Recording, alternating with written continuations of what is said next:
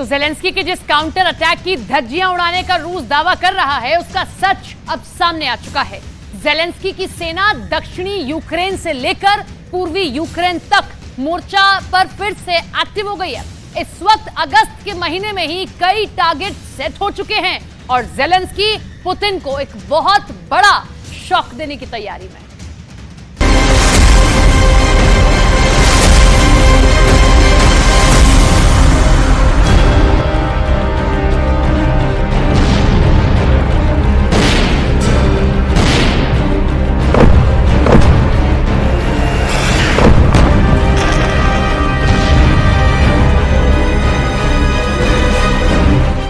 एक लाख, 2 लाख, 3 लाख, 4 लाख।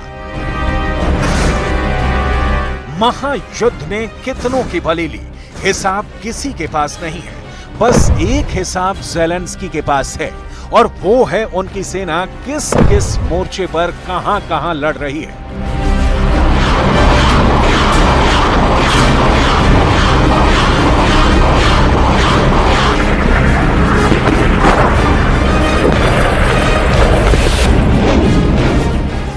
कहां हार रही है, कहां जीत रही है, कहां जमीन पर दोबारा कब्जे कर रही है। यूक्रेन रूस के खिलाफ इस वक्त 4 मोर्चों पर एक साथ लड़ रहा है।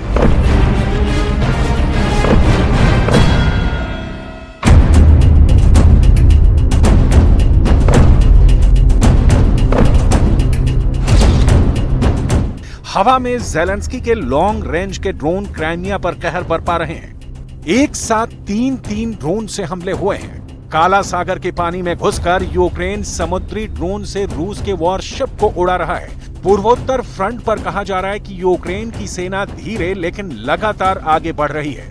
दक्षिण के मोर्चे पर बखमूत में इस वक्त ज़ेलेंस्की ने भीषण संग्राम छेड़ दिया है। इसमें अगर एक और मोर्चा रणनीति का जोड़ लें तो ज़ेलेंस्की के जंग की जादूगिरी बारीकी से समझ पाएंगे, क्योंकि सऊदी अरब में जिस 40 देशों की शांति वार्ता होनी है उसमें रूस शामिल नहीं हो रहा। ज़ेलेंस्की प्रसन्न है कि कुछ तो बात बनेगी। नाटो के हथियारों के दम पर कब तक यूक्रेन अपनी खैर मनाएगा, मतलब इस मोर्चे पर भी ज़ेलेंस्की पुतिन से आगे है। इसकी डिटेल भी आपको दिखाएंगे। उसके पहले उन मोर्चों की सबसे लेटेस्ट रिपोर्ट देख लीजिए कि कैसे ज़ेलेंस्की की सेना हाई जोश में रूस को रौंद रही है।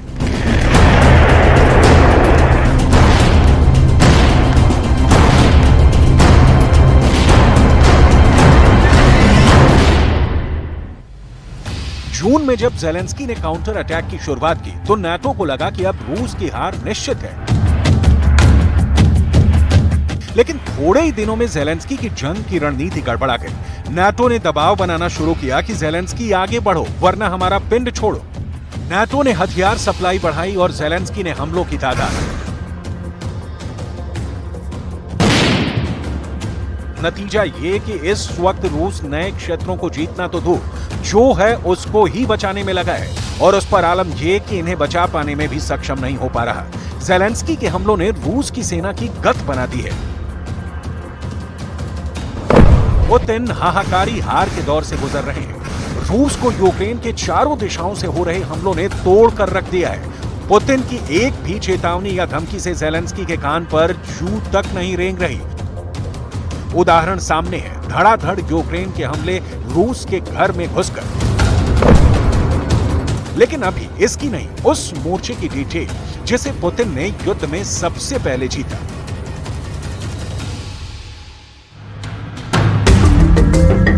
बखमूत।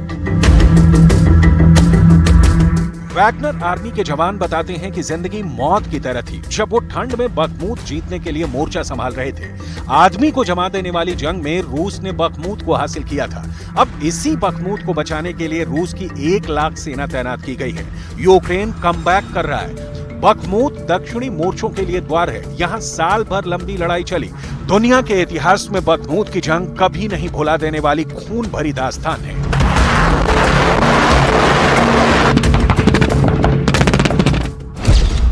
और बखमूत ही नहीं, दक्षिण पूर्वी यूक्रेन में स्टारोमैरोस, दक्षिण पश्चिमी यूक्रेन के रोबोटिनी में यूक्रेन की सेना रूस के खिलाफ जबरदस्त काउंटर अटैक कर रही है। जाड़े के दिन बिताने के बाद वैगनर आर्मी लौट आई, लेकिन रूस के सिपाही अब तक टिके हैं घरों से दूर, क्रोध और जिद की लड़ाई में। जमीन पर ज़ेलेंस्की की जीत के कई मतलब हैं। मोर्चे पर आगे बढ़ने का मतलब है कि ज़ेलेंस्की ना सिर्फ बढ़ रहे हैं बल्कि मजबूती के साथ बढ़ रहे हैं। जिन इलाकों पर यूक्रेन का पताका फिर से फहरा रहा है, पुतिन के लिए उन इलाकों को फिर से हासिल करना मुश्किल ही नहीं, लगभग नामुमकिन होगा। क्लियर होने के लिए आपको यूक्रेन के दक्षिणी मोर्चे के रिपोर्ट मैप पर समझनी होगी, क्योंकि यही वो अज़ोव सागर है जहां ज़ेलेंस्की का पहुंचना लक्ष्य है।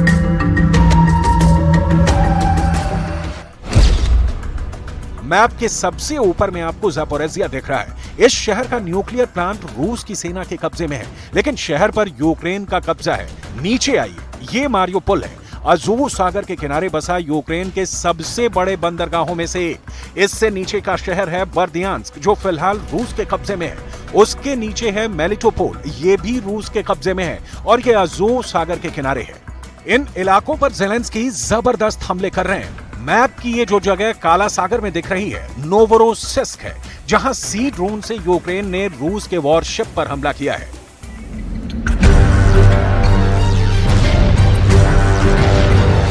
ज़ेलेंस्की के जोरदार जवाब के लिए नाटो से भरपूर मसाला आ रहा है। ज़ेलेंस्की की सेना इस वक्त रसद और हथियार से मालामाल है। ज़ेलेंस्की जी भर ड्रोन उड़ा रहे हैं, सस्ता भी है, और हमले के बाद बचाने की कोई जिम्मेदारी नहीं। फिदाइन ड्रोनों ने ज़ेलेंस्की को नए जोश से भर दिया है। दुनिया भर के वॉर एक्सपर्ट्स का मानना है कि ज़ेलेंस्की बारिश शुरू होने से पहले कुछ ठोस हासिल करना चाहते हैं, इसीलिए उनकी रणनीति फोकस है अज़ोव सागर तक पहुंचने की।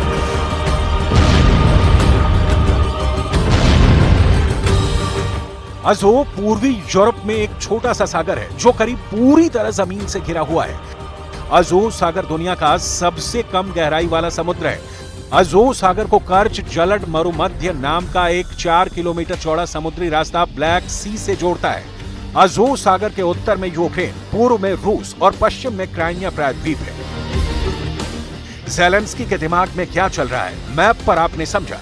अब इसका कारण भी जानना जरूरी है। नाटो खुला खेल फरोख्ताबादी खेल रहा है। वो ज़ेलेंस्की को भी उखाड़ फेंक सकता है, वो रूस को हराने के लिए सब कुछ कर सकता है। यही कारण है कि ज़ेलेंस्की जीत रहे हैं और कम से कम इस वक्त तो पुतिन हार रहे हैं। उदाहरण देखिए, डोनेस्क। पुतिन ने यूक्रेन के पूरब में डोनेस्क को जीतने के लिए सेना के 3 डिवीजन यानी 60,000 जवानों को तैनात किया था। इसका नतीजा भी दिखा। डोनेस्क पर पुतिन की सेना ने न सिर्फ कब्जा किया, बल्कि पुतिन ने डोनेस्क में जनमत संग्रह कराकर उसको रूस में शामिल भी कर दिया। लेकिन अब यही डोनेस्क रूस की सेना को डरा रहा है। ज़ेलेंस्की डोनेस्क के मोर्चे पर बेहद कामयाब होते दिख रहे हैं।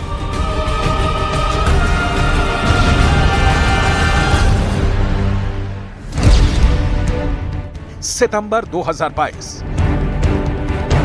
असल में पुतिन ने पहले जहां जहां कब्जा किया, ज़ेलेंस्की अब वहां वहां काउंटर अटैक कर रहे हैं। ज़ेलेंस्की के पास खुद ये इलाकों को पाने को ये बेहतरीन मौका लगता है।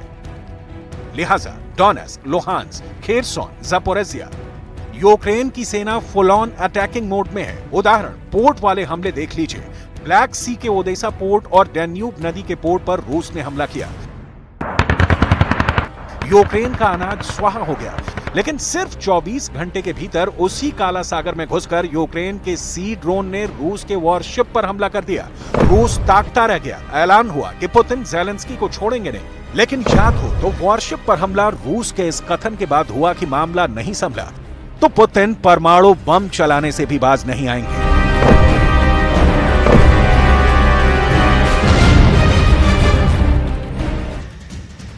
तो काउंटर अटैक के लिए ज़ेलेंस्की को F-16 जैसे फाइटर जेट की जरूरत पड़ी है। ज़ेलेंस्की लंबे वक्त से इसकी डिमांड भी कर रहे हैं, लेकिन हालात ऐसे हो चले कि